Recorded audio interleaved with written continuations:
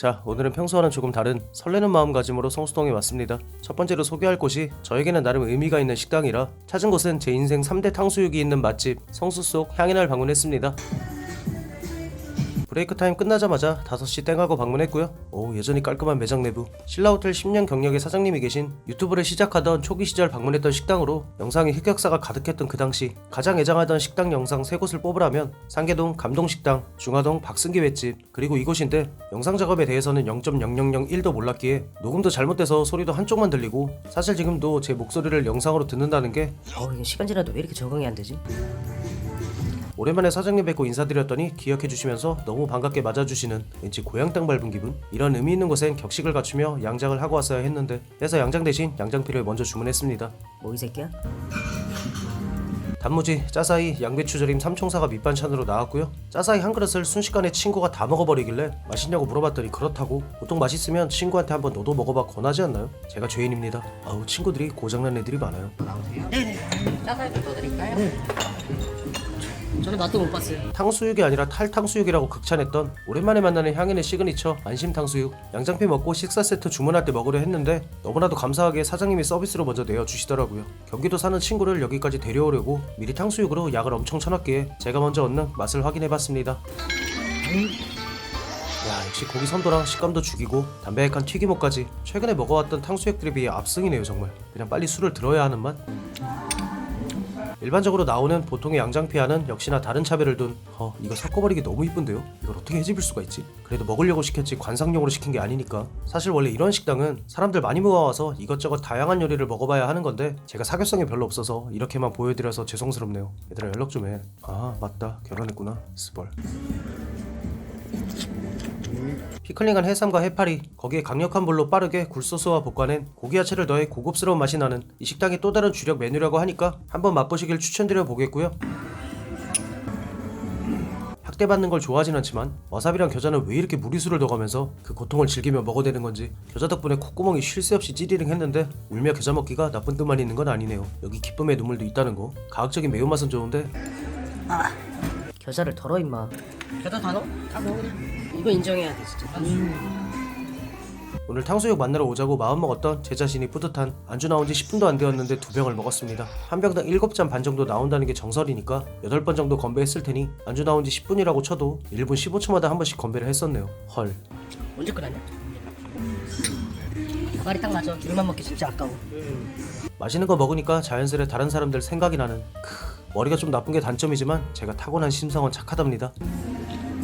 중식당 왔으니 얼굴인 짜장짬뽕을 또 안 먹어볼 수가 없죠. 탕수육도 같이 나오는 28,000원 세트로 하나 더 주문했습니다. 어렸을 적 어른들이 잘라줬던 그 감성대로 4등분 해봤고요. 어디 TV에서 본 건데 짜장면은 비벼놓고 5분 정도 냅둬야 면에 간이 잘 배어서 더 맛있어진다고. 그래서 당구장에서 먹는 짜장면이 제일 맛있다고 하더라고요. 자, 그럼 5분간 충분히 불려놓은 짜장면 제가 한번 먹어보겠습니다. 미리 먹어보고 5분 지나고 나서 먹었어야 맛을 비교해볼 수 있는 건데 너 뭐 한 거야? 양파와 면에 간이 잘 배인 오랜 세월의 내공이 깃들어있는 짜장, 그리고 국물과 면의 밸런스가 잘 잡힌 울림감 없는 깔끔한 맛의 짬뽕까지 배가 부른데도 계속 들어가더라고요. 이러니까 내가 살이 찌는구나.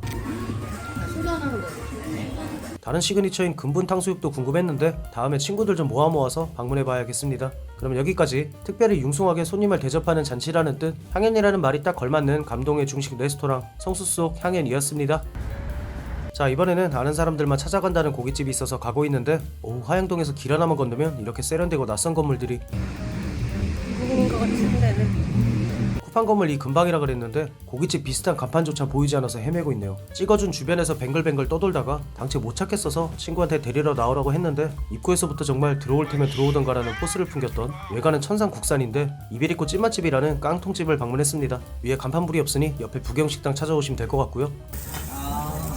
살짝 헤매고 왔더니 고기가 이미 이쁘게 구워지고 있는 좋은 숯에 좋은 고기 쓰신다고 미리 듣고 왔기에 메뉴판의 가격은 어느 정도 있다고 당연히 생각했고요. 생산겹은 국내산이고 플루마, 생목살, 황제살이 이베리코, 저희는 무난하게 생목살로 시켰습니다. 익숙하지 않은 플루마가 가격이 제일 센데 목심과 등심 사이의 부위로 마리당 총 450g 정도만 나오는 길쭉한 깃털 모양의 귀한 부위라고. 이열 역시 부자 동네 성수동.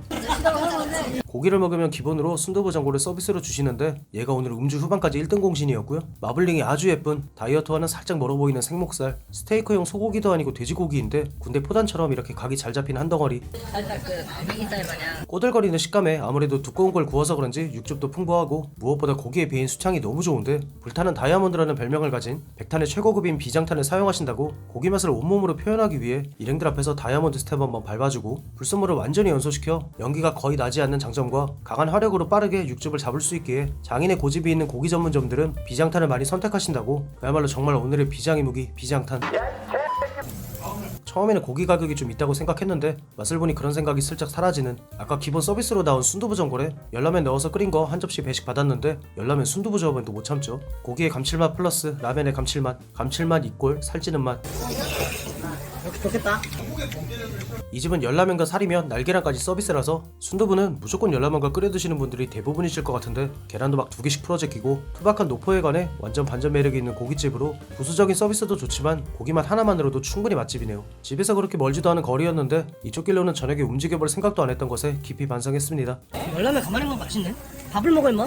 라면도 한 번 더 끓였는데 열라면을 간만에 먹으니 맛있었을까요? 밖에 나와서 서비스로 받는 남이 끓여준 라면이라 더 맛있었을까요? 공깃밥까지 시켜서 계란 넣고 라주까지 제대로 만들어 먹었네요. 아낌없이 죽었다는 순두부 전골. 그 말이 있어요. 여긴 집에서 가장 가까운 이베리코 전문점이라 게다가 매장 내부의 감성도 제가 참 좋아하는 분위기고 대작하기도 좋을 것 같아서 다음엔 플로마랑 황제살도 한번 도전해보고 싶으네요. 여기까지 정말 나만 아는 맛집으로 정해놓기 좋은 강력한 인상을 심어주었던 성수동 깡통집이었습니다.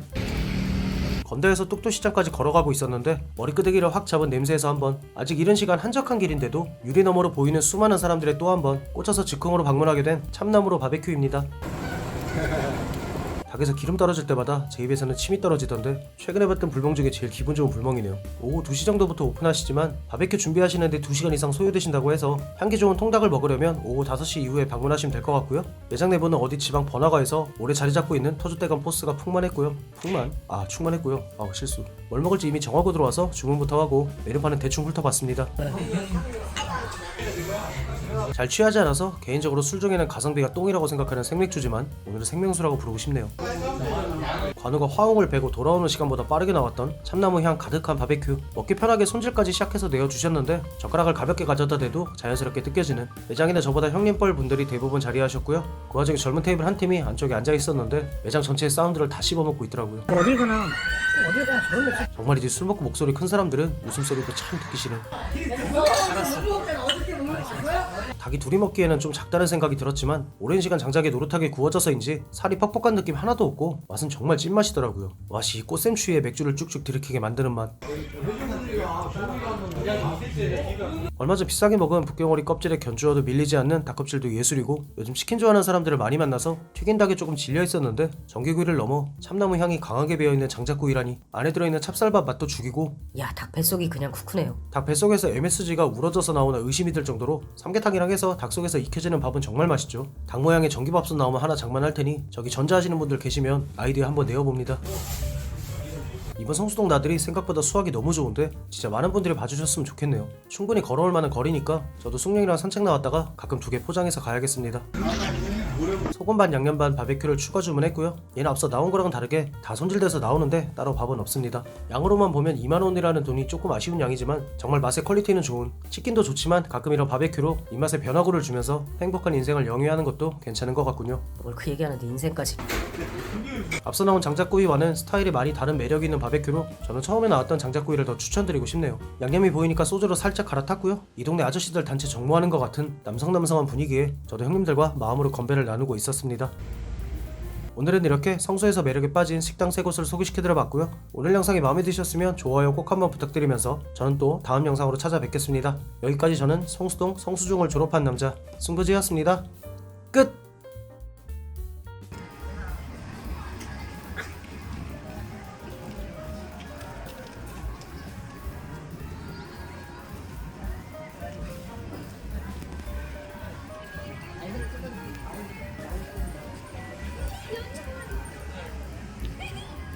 내가 가.